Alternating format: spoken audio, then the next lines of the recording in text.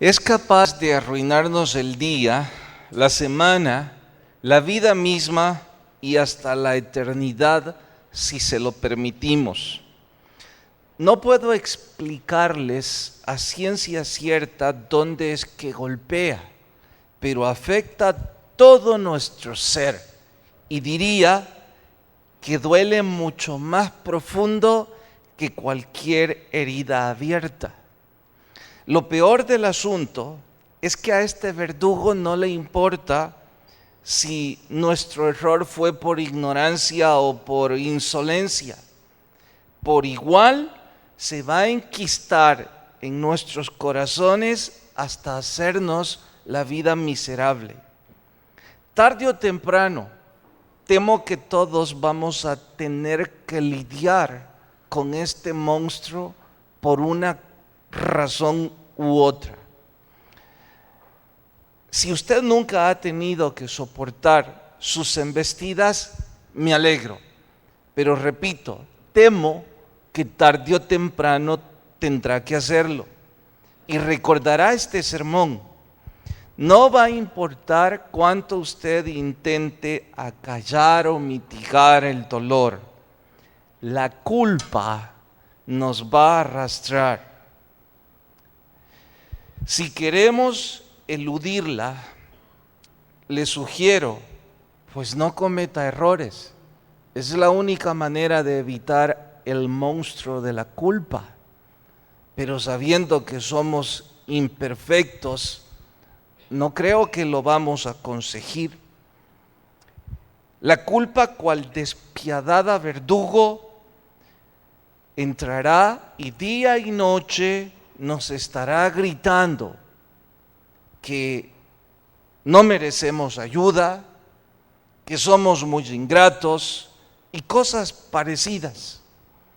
El apóstol Pablo, consciente de la naturaleza humana y en un franco interés de ayudarnos a luchar con la culpa, nos explica en el párrafo que hoy vamos a estudiar cómo lidiar con este monstruo. Es por eso y más que titulamos a nuestro sermón de hoy, ¿cómo lidiar con la culpa? Vayan en sus Biblias hasta Romanos capítulo 3. Cuando lo encuentran, por favor, se ponen de pie.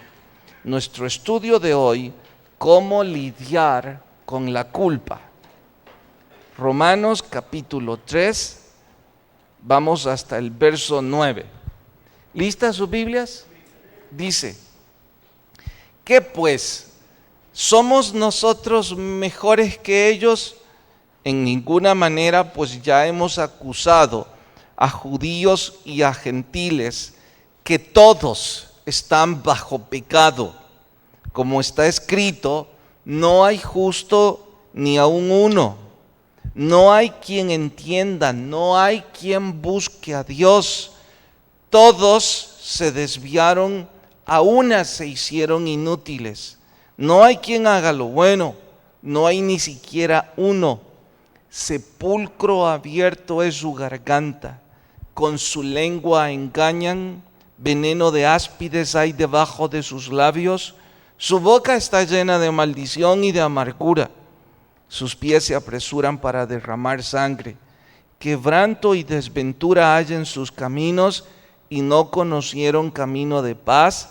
No hay temor de Dios delante de sus ojos. Pero sabemos que todo lo que la ley dice, lo dice a los que están bajo la ley, para que toda boca se cierre y todo el mundo quede bajo el juicio de Dios. Ya que por las obras de la ley, ningún ser humano será justificado delante de él, porque por medio de la ley es el conocimiento del pecado. Voy a repetir el verso 20. Ya que por las obras de la ley, ningún humano será justificado delante de Dios, porque por medio de la ley es el conocimiento del pecado. Hasta ahí leemos y oramos. Te ruego, Señor, la unción de tu Espíritu nos acompañe y que el estudio de tu palabra provoque cambios en nuestro diario vivir. En tu nombre los rogamos. Amén. Pueden tomar su asiento. Temo que el verbo lidiar no es parte de nuestra usanza. Por eso creo que es atinado ampliar lo que significa para nuestro estudio.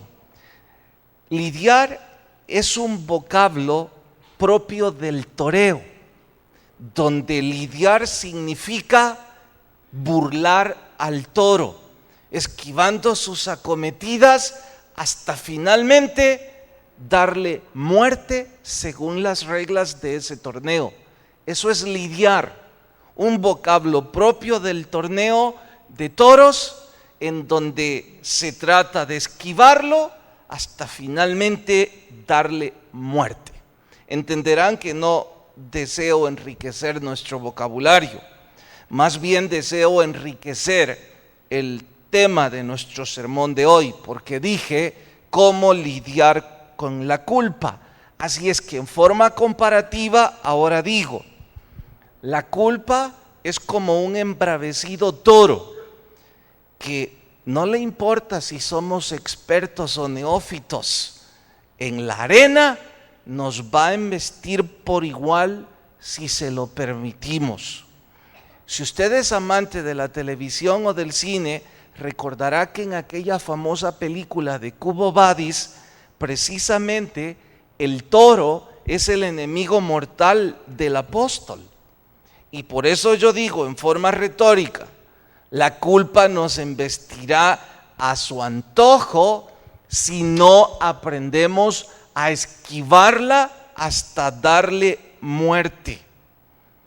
Hay que entender que si nosotros queremos lidiar con la culpa con nuestros propios recursos, ya estamos vencidos. Sobre todo aquellos que jamás hemos practicado el toreo, ni idea tenemos cómo lidiar con ese sentimiento que nos destruye. Simple y sencillamente vamos a ser inmolados. Ahora citaré ejemplos puntuales para aplicar esto a nuestro diario vivir. Estoy hablando de aquel padre que abandonó a sus hijos cuando más lo necesitaban. Ahora usted sabe que ellos han crecido y el conocer del Señor más los años que usted ha vivido le han llevado a la sensatez de que usted es culpable. Y siente dolor cuando piensa que en un día de fiesta, en donde todos los hijos deberían disfrutar del cuidado y del amor de sus padres, usted no está con ellos. Aún peor, quizás hay algunos que ni siquiera han podido presentarse como padres. Y eso les atormenta. Saben que no está bien. Saben que no están orgullosos de ello y recordarán esas noches cuando despiertan angustiados, sintiéndose muy mal por el daño que hemos hecho. Hablo también de ejemplos como aquel hombre o mujer que echó a perder su matrimonio. Un desliz, un momento de pasión, 5, 10, 20, 30 años de matrimonio, vidas truncadas en cuanto a nuestros hijos, finanzas hechas picadillos, nuestra salud quebrantada y preguntándonos ¿y cómo corrijo todo esto? Hijos que por sus actos sus padres sufren amargamente. Quizás por sus actos de rebelión o de adicción. Saben que sus papás sufren por ello. Y de vez en cuando la culpa una vez más se apodera y hace aún más agudo ese dolor. Y no debo sacar de ejemplos aquel servidor que alguna vez estuvo muy apasionado honrando a Dios a través del ministerio en que se había involucrado, pero por sus propios errores ya no es más un servidor. Tuvo que abandonar sus dones Y ahora se siente muy mal cuando ve que otros están ocupando un privilegio que Dios le dio a usted y que usted no está haciendo nada por el Señor. Y tengo otros 10 ejemplos más, pero no tenemos 10 minutos más. Lo cierto es que todos podemos aplicar esto a nuestras propias vidas y recalco, la culpa nos va a ahogar si no aprendemos a lidiar con ella. Creo que lo más grave de la culpa es que nos empuja a errores más graves de los que antes cometimos. ¿De qué hablo? Aquellos que ya han experimentado en carne propia el dolor que provoca la culpa, saben que han sentido sed por alcoholizarse. Y han llegado a pensar, si es que no se emborracharon, qué razón tuvo ese músico cuando dijo que con una copa podía olvidar el dolor de su corazón. Y decía, no importa que sean nada más horas, pero si con esas horas logro acallar el dolor, la culpa y mi miseria, pues emborracharme es la salida. Les dije, ese monstruo nos embiste y nos empuja a errores peores. Otros no es el alcohol, ha sido las drogas. Otros la promiscuidad, diciendo ya arruiné mi matrimonio, o alguna chica pensando ya arruiné mi reputación, pues qué importa acostarme con quien quiera. Y otros abismos más, que la culpa consigue llevarnos a una miserable condición. Y estaría mal, creo, si dejo de mencionar que en algunos ese monstruo los golpea tanto que hasta aparecen sentimientos suicidas en su mente. Y si eso llegase a suceder, está en una posición bien grave porque ese toro del que hablamos en forma retórica ha puesto ya sus cuernos sobre nuestro corazón y basta un pequeño empujón para hacernos no solo el día o el año miserable, sino la eternidad. Por eso recalco, no debemos permitirle y debemos aprender a lidiar con ella. Ahora, debo aclarar que mientras estudiamos este pasaje, no me estoy presentando como experto en esquivar la culpa y librarme de ella. Al contrario, aprecio y agradezco a Dios haber empujado a Pablo a que, conocedor de mi naturaleza, me enseñe por dónde puedo caminar para enfrentar la culpa. Sé que cualesquiera de ustedes dirán, oiga, ya sabemos que la culpa viene como consecuencia del pecado, entonces es fácil lidiar con la culpa, no cometamos pecados. Sí, pero ¿y todos los pecados que ya hemos cometido? ¿Cómo los sacan de sus corazones? ¿Cómo saca de su corazón esa mujer que abortó cuando era muy joven? Nadie lo sabe, ¿cierto? 2 o 3 personas que fueron parte de esto. De vez en cuando, el ajetreo de la vida, los trabajos o los problemas o los placeres, como que acallan esa verdad. Pero en el momento que usted menos lo espera, aparece una vez más y hay pesadillas, hay cansancio, hay sudor en su cuerpo y usted se siente tan sucio o tan sucia y piensa que el cielo ya le despreció. Bueno, ese es el asunto. Hay pecados que no hay manera de corregirlos. Y la culpa no nos va a perdonar. Disfrutará arruinándonos la existencia. Entonces la única manera es aprendiendo cómo lidiar con ella. Y no olvide que el verbo lidiar es esquivarla hasta que le demos muerte, porque no va a desaparecer de la noche a la mañana. Ahora, el primer paso para esto, tal cual lo hemos leído en el pasaje que recién estudiamos, el primer paso sería: entre más racionalicemos nuestro error o entre más justifiquemos el error, más la culpa va a crecer. Mire que es todo lo opuesto a lo que alguna vez nos imaginamos, porque en nuestra necedad de querer justificar el por qué lo hicimos, nosotros creemos que si los hombres nos justifican y nos perdonan, la culpa también nos va a perdonar, pero no es cierto. Citaré ejemplos.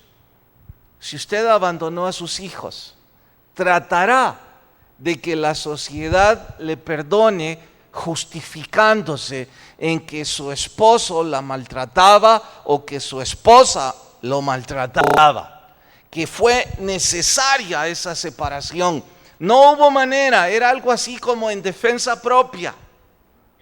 Y usted se vio terriblemente obligado a hacer algo que nunca quiso hacer. Por favor, nadie planea divorciarse. Hay que ser muy tonto para ir al abogado y decirle: ¿puede casarme? Y el abogado dice: encantado. Y después va a una iglesia: ¿podría casarme? Y al predicador se le ocurre: ¿y por qué? Es que quiero divorciarme en 5 años. Nadie hace eso, ni el más tonto. Nadie planea cometer un error de esa naturaleza. Entonces, entre más racionalicemos nuestro error, que mejor debo decirle, entre más racionalicemos nuestro pecado, entre más nos autojustifiquemos, más la culpa se apoderará. ¿Por qué, predicador? Simplemente por esto. Cuando nosotros justificamos nuestro pecado, no aceptamos nuestra responsabilidad. La proyectamos en otro. Negamos nuestra responsabilidad y se la entregamos a otro. Algo parecido a lo que hizo Adán. Cuando Dios le preguntó: ¿qué has hecho? ¿Qué fue lo que Adán respondió? Esta mujer. Mire, Dios, si usted no me hubiera dado esta diabla por mujer, pues yo no habría hecho esto. Entonces el culpable era Dios, no era Adán. Y cité el ejemplo de Adán y Eva, pero usted puede aplicarlo a todas las áreas de la vida. Si usted se ha metido en un negocio ilícito, por favor, acepte la responsabilidad de que usted se vio seducido y que fue decisión suya. Es muy cobarde de parte nuestra decir: me embaucaron. Yo no tenía ni la mínima idea de esto. Debemos aceptar nuestra responsabilidad. Es que nadie va a pagar nuestros pecados más que nosotros mismos. Así es que si nadie va a pagar más nuestros pecados que nosotros mismos, pues entonces hay que aceptar nuestra responsabilidad. Tan simple como ello. Yo no sé en este momento, perdonen, hermano, si le dice a mis 2 princesitas, por favor, que... Gracias. Les decía, cada vez que nosotros cometemos un error, nosotros decimos: mire, me gritaron, entonces yo solo reaccioné gritando. Si yo estaba conduciendo el coche y alguien se metió, entonces yo solo reaccioné. Usted solo ha reaccionado. Toda la vida usted es inocente. Usted debieron apellidarle el que reacciona. Porque usted no es culpable de nada. Bueno, como no es culpable de nada, no acepta su responsabilidad y la culpa aparecerá. Y diría que hay un grado todavía mayor de autodaño personal. Aquellos que ni siquiera se creen tener pecados. No, claro, conocen Biblia y ellos dicen que todo el mundo ha pecado. Entonces ellos también son pecadores. Pero no se dan cuenta de su actitud altanera. Como sus pecados no son los que la sociedad en la que viven condenan de forma pública, pues entonces ellos no se consideran pecadores. Y no se dan cuenta que eso los pone en condiciones propicias para que la culpa se apodere hasta que lo termine haciendo miserable. Entonces, ¿qué es lo que tenemos que hacer en primer lugar? Hermano, aquello que en su vida lo está mortificando, hay que aceptar nuestra responsabilidad, dejar la cobardía de trasladar a otro mi propia responsabilidad y aceptar que es mi culpa. Paso número 1. Ahora, les puedo advertir, si no acepta usted o yo esta primera parte, por favor, duérmase en lo que sigue. Es pérdida de tiempo. Déjeme citarle un ejemplo. En X condición, alguien tuvo que ejercer control en un partido de fútbol, entonces fue expulsado bajo X y Y circunstancia y lo negó totalmente. Yo no fui. Yo que estaba lejos, no estaba lejos del árbitro, sino en la parte de atrás, vi perfectamente bien que fue culpable. Puedo ir aun cuando no me pagaran, bueno, mejor si me pagan voy. Puedo ir ante un jurado, a una corte y jurarlo delante de mi Dios. Es culpable, lo vi, lo golpeó, no tenía la pelota, lo hizo con toda alevosía, lo hizo con toda la intención de golpear a la persona que tenía a la par. El árbitro lo expulsó. Entonces, como fue enfadado con el árbitro diciendo, el árbitro está loco, el pastor le pagó, y yo no sé qué más dijo. Entonces, no tenía yo nada que ver en ese encuentro. Yo di la vuelta y me fui donde él estaba tratando de calmarle. Y le dije, hermano, tranquilo, ya pasó, ya lo expulsaron, ya no. Mi intención era nada más apaciguarlo. Y parece que el Señor me usó los primeros 2 o 3 minutos porque Él me dijo, sí, hombre, pastor, perdóneme, sobé, me dijo. Y yo le dije, no se sienta apenado, ya estuvo, si todos perdemos el control a veces. Y me quedé un rato ahí con él. Y me dijo, pero es que mire, no he hecho nada, hombre.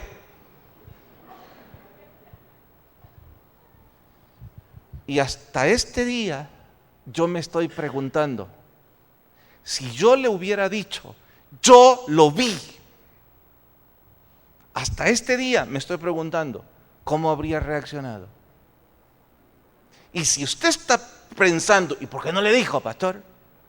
Le voy a responder por qué no se lo dije. ¿Verdad que ya dedujeron por qué? Porque también iba a arremeter contra mí. Porque somos tan insensatos de que preferimos culpar a todo el mundo antes que decir, tengo un mal temperamento, pierdo el control, digo groserías y hasta escapo a golpear a otros. Es más fácil culpar al árbitro, culpar a los que vieron, antes que aceptar mi propia culpa. Entonces, hermano, cualquiera sea su condición laboral, familiar, financiera, si usted no va a aceptar la primera parte, la segunda parte no va a funcionar. No va a funcionar. Esto es tan básico como el insensato que dice: yo nunca me enojo, a gritos. Es increíble. Y todos se le quedan viendo y piensan: ¿está loco? Pero bueno, aquellos que ya decidimos, en realidad es mi culpa. Y vamos, yo le pregunto: ¿y cómo no va a ser su culpa si ese niño es su fotocopia? Mire que tomémosle el ADN, si hasta la cicatriz que tiene en el ojo, usted la tiene el mismo niño. No sabemos cómo le salió la cicatriz al niño, pero ahí va. Entonces, ¿cómo puede eludir eso? Tenemos que aceptar nuestra responsabilidad. ¿Pasaron qué? 5 años ya desde que le despidieron de su trabajo. Y todos fueron culpables, menos usted.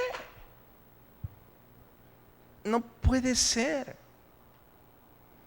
Y si sirve de algo, recuerdo,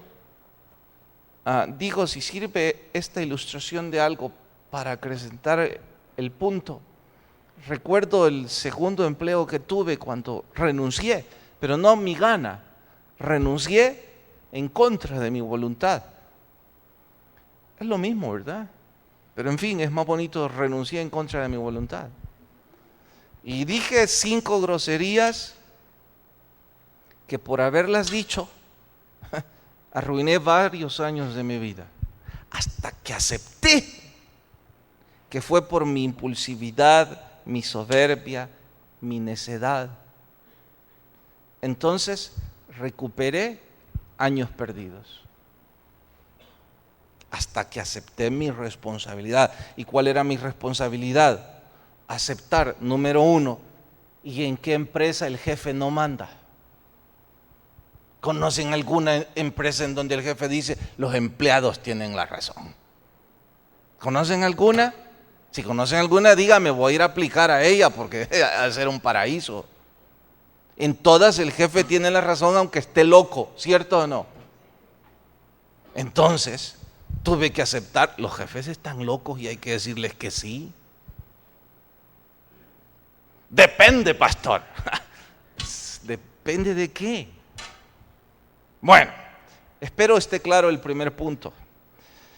Segundo, si ya está claro que yo debo aceptar mi responsabilidad, entonces ahora ¿cómo la arranco de mi corazón? Si hay cosas, ¿cómo arranco irresponsabilidad familiar, crímenes, adulterios, abortos, insolencias? Eso no se arranca. Humanamente hablando es imposible. Pedro no arrancó su culpa llorando amargamente porque había negado a su Señor. Él fue uno de esos que la culpa lo atormentó tanto que decidió dejar su ministerio. Exactamente, Pedro es el caso típico. Él no podía borrar eso. Y a eso le sumamos que hay la equivocada creencia de que Dios tiene una balanza para medir lo malo y lo bueno. Lo malo está en mi mano derecha. Entonces, si lo malo pesa mucho más que lo bueno, entonces Dios no me va a perdonar nunca. Pero si yo hago mucho bien de modo que pesa más lo bueno, entonces Dios sí me va a perdonar. Pero aunque parezca lógica esa creencia, les voy a demostrar que está equivocada. Número 1, según este pasaje, ¿cuántos dicen que han pecado? Todos. A no ser que usted no esté en ese grupo. Aquí dice que todos estamos destituidos. Y número 2, ¿alguno de ustedes cree que puede llegar a cumplir la expectativa divina en cuanto a la balanza? O sea, que un día usted se va a portar de tal modo que en realidad en esa balanza que tienen en el cielo, sus méritos son tantos que Dios le va a dar un aplauso desde el cielo. Si usted piensa eso, usted no ha leído nada respecto a la Biblia y usted mismo no se conoce. Porque platicando con un buen amigo, le pregunté el otro día, estábamos hablando sobre inmoralidad en X circunstancias. Inmoralidad, corrupción política, falta de liderazgo religioso, cosas de esas que no me amplío por respeto y no vienen al caso. Y mientras hablábamos todo eso, pues frente a nuestros ojos, uno de esos casos de inmoralidad. Entonces me dijo, de eso te estoy hablando. Yo sonriendo le pregunté, ok, ¿y cuál es el trabajo de él? Entonces él me dijo, es asesor de no sé qué en un puesto de gobierno. ¿Y cuáles son los principios morales de él? No sé, yo creo que ninguno, me dijo. Entonces yo le pregunto a él, le pregunto a usted y me pregunto a mí. Atentos, quitemos de nuestra mente y de nuestro corazón el temor a Dios. Hagan cuenta y caso que usted y yo no tenemos temor de Dios. Y les pregunto a los hombres, usted está en un puesto de gobierno en donde puede tomar dinero que no es suyo sin probable pena. Y además hay una mujer guapísima que no es su esposa, pero a ella tampoco le importa salir con usted. Y parece que nadie se va a dar cuenta. Les pregunto, ustedes no tienen temor de Dios, ¿qué van a hacer? Díganme. A ver, hombres, ¿qué van a hacer? No, pastor, yo no tocaría nada, olvídelo. Jamás yo tocaría dinero que no es mío. Y esa mujer tan guapa, yo ni la vuelvo a ver, pastor. ¿Por qué se están riendo las mujeres? ¿Saben por qué se están riendo? Porque algunas de ellas me van a decir, si siendo cristiano lo hace, pastor.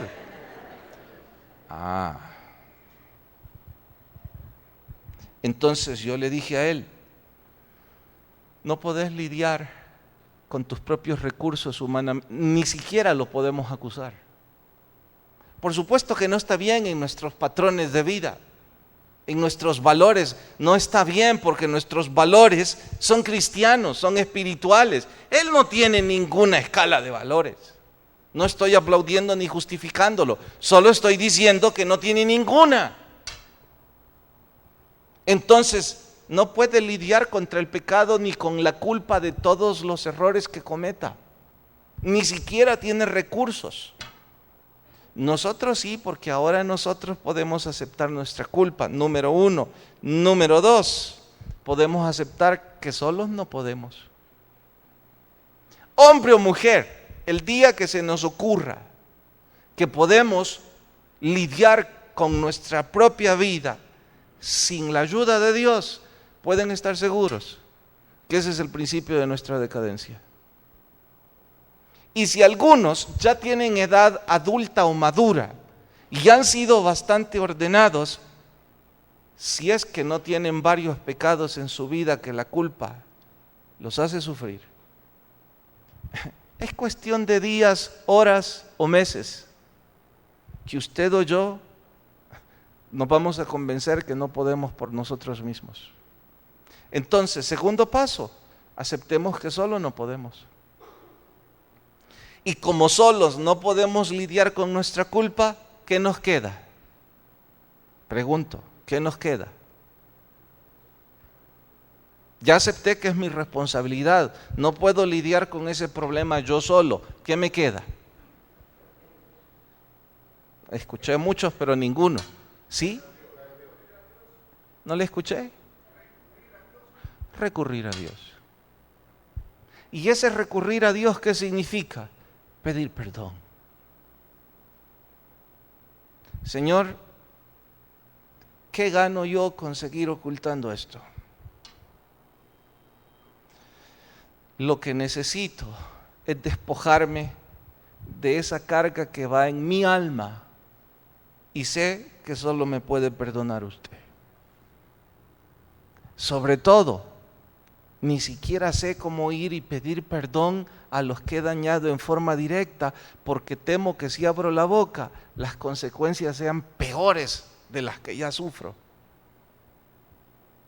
Y parece que el silencio me atormenta aún más. Entonces, con mayor razón, ¿qué es lo que me queda? Ir delante del Señor y pedir perdón. Cuando yo estoy pidiendo perdón, viene arrepentimiento. Mientras yo no acepte mi culpa, mientras yo no reconozca que no puedo solo, mientras no pida perdón, yo no estoy arrepentido. Y estoy a un paso de repetir mi grave pecado. Pero cuando yo pida perdón, la actitud es distinta. En una reunión en donde habían varios líderes, en donde se presume deben tener cierta madurez, de los cuales yo era el que tenía menos madurez, hablo madurez espiritual, salió a colación uno de los temas, salió a colación el error de uno de ellos, que ya lo corrigió y ya pidió perdón. Y le dijo otro de los amigos que estaba ahí: bueno, yo creo que saliste bien librado, mejor de lo que otros creíamos, ya que Dios te ha perdonado. Y él dijo, y esta fue la sorpresa, con una lágrima en sus ojos: ¿y por qué están seguros que Dios ya me perdonó? Cuando salimos, como somos bien amigos, yo le pregunté, ¿por qué dijiste eso? Porque no sé si Dios me ha perdonado. Pero mira, la Biblia, yo sé más Biblia, me dijo, de lo que te imaginas. Lo que yo te estoy diciendo es el dolor que me causa haberle fallado a mi Dios y haberle fallado a los míos. Mientras él decía eso, la puerta para que Dios lo perdone es mucho más grande. ¿Por qué? Porque nota arrepentimiento. Y como ni siquiera se siente ya perdonado, va a seguir luchando para nunca repetir ese error. ¿Está arrepentido? Le pregunto, ¿usted y yo estamos arrepentidos? Algunos lo que estamos es dolidos por las consecuencias, que no es lo mismo que estar arrepentido. Dolido por la consecuencia de que la policía me capturó, o de que le pilló su familia en el acto, o de que ya no pudo ocultar más lo que usted está viviendo. Eso es sentir dolor por las consecuencias. Pero arrepentimiento, ya eso es historia en él. Arrepentimiento es dolor porque le falló a Dios, dolor porque le falló a los suyos. Entonces dije, arrepentirse, pidiéndole perdón al Señor. Y finalmente,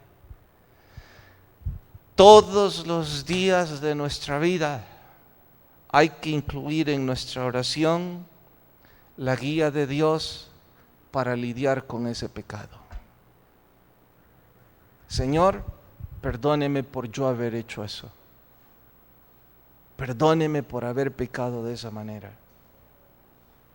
Y ayúdeme a no repetir el mismo error. Usted puede tomar la decisión de no seguir ninguno de estos consejos. Dios quiera que no vaya a sucederle como los monos del Petén. Para mí fue muy curioso saber cómo los cazan. En esa zona protegida, los dejan al aire libre. Y las tribus nativas los buscan para venderlos y cosas que podemos imaginar. Pero no deben irlas hasta así, o heridas de dardos. Se dice que es tan fácil como hacer esto.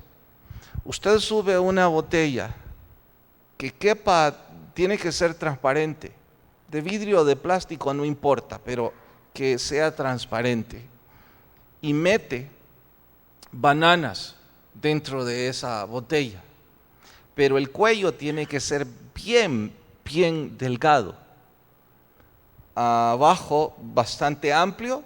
Tiene que desnudar las bananas y dejarlas ahí y las pone en un árbol. Minutos después un mono va a llegar y va a meter su mano para agarrar las bananas. Pero ¿saben qué es lo curioso? Que como metió la mano y tiene las bananas, no puede sacarla. Yo sé que usted me va a decir, ¿y por qué no la suelta? Porque es bobo el mono. No quiere soltar la banana. Y cualquiera diría, mono, suelte la banana y echa a correr. Pero el mono dice, yo no dejo eso. Entonces llegan sus captores y con toda facilidad le tiran la red y se acabó. Mientras yo leía sobre eso pensé, yo criticando a ese pobre animal y yo me porto igual. No quiero dejar mi pecado, no quiero dejar mi soberbia, no quiero dejar mis errores cualesquiera sean. Cuando es tan fácil como soltarlo, sacar mi mano, aceptar mi culpa, pedirle perdón al Señor, arrepentirme y en oración empezar a luchar para no repetir esos errores. Pero todo eso no sucede si no tomamos la decisión. Vamos a orar. Señor, gracias por hablarnos y gracias por gritarme a mí, Señor.